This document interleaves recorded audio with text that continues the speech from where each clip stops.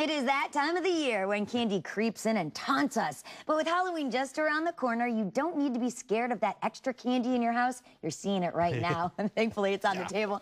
Dr. Gregory Jantz is here with tips on how to control your sweet tooth this holiday. And he is also the author of When Your Teenager Becomes the Stranger in Your House. Yes. It's your 26th book. Yes, yes, and it's a good one. It is, okay. They're all good. They're all good. Okay, well, that's available where books are sold. But let's talk about candy and Halloween. I brought some candy. Yeah, how do we control our cravings, though? Oh, my goodness. Well, first of all, don't buy it now. Just get it the day before. Okay. And also think about it. How much do you really need? Because it's kind of tricky. Like, this one's got 55, and don't go buy, 5 bags of this. Well, some people do. Some people do. But, think about really how much do you really need? Okay. And if you really struggle with sugar, now, I work with people who are true sugar addicts. Okay. This could be a real setup. I mean, you can binge on candy. The sugar can really be your poison. And it can make you very sick, too. Oh, absolutely. So, first of all, think about how much do you really need. And then I always suggest, just buy probably your least favorite candy. I love that tip. I've been doing that for the last few years. Yes. And I know all the neighborhood kids hate me because they leave it on my driveway. What, it's their least favorite too? Yeah, it's the worst candy because I love candy. But it really does help you stick to your, healthy eating ways. It does. It does. And here's the thing. You can do that. This year it can be different for you. If it's always been a struggle, there's hope this time, okay? Okay. All right. All right. You have a few more tips. But what do we do with the leftovers? Oh, okay. Leftovers. That's the big thing. Your kid comes home, all the candy, it's sitting around. You've gotten candy too. It's just sitting around. Your candy or candy I know. you got. What do you do? Well, I get rid of it fast. Okay. The candy does not stay in the house. First of all, for kids, half the joy is just going out and getting it. Right. Let them sort it and play with it. But I get the candy right out of the house. And here's the thing. Don't take it to work. Don't take it to the office. Because it's right there for you. And that's what everybody else is doing. So I think you've got to be brave enough to say, you know what?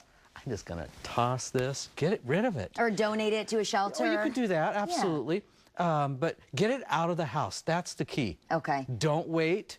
Get it out. You talk about healthy alternatives also, but that kind of takes away some of the fun of Halloween a little bit. You could get maybe some healthier little granola bars and decide to do it differently.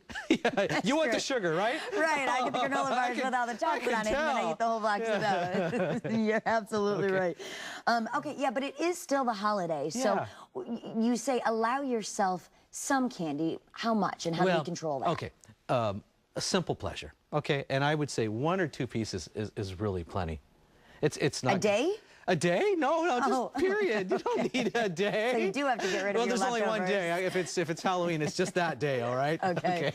Pick your time. You also say when you're going to eat that candy. Yes, yes. Make it a prize, kind of. Exactly. Okay. And enjoy the process. But, again, don't let one piece of candy turn into 3 or 4 and keep going. All right. What about children, though? Because we're talking about us controlling our cravings. For kids go out, like you said. Oh, absolutely. Getting the candy is half the fun, most of the fun, and then sorting it and looking at it. How much should they be allowed, and what should we do with that big, massive dose of sweetness for them? Oh, and you know what? Here, I see more kids get sick a few days after Halloween, and it just is the beginning of a downward spin for many. Well, I like to do the same thing. Let's share the candy. Let's get rid of it. Let them have a few of their favorites. Again, don't let their candy just to be sitting around. Okay. Because you know what? They're going to sneak it and get it, and so. So do you suggest don't hide it in the house and just give them a couple of pieces every day because they will find it? I know a lot of us did.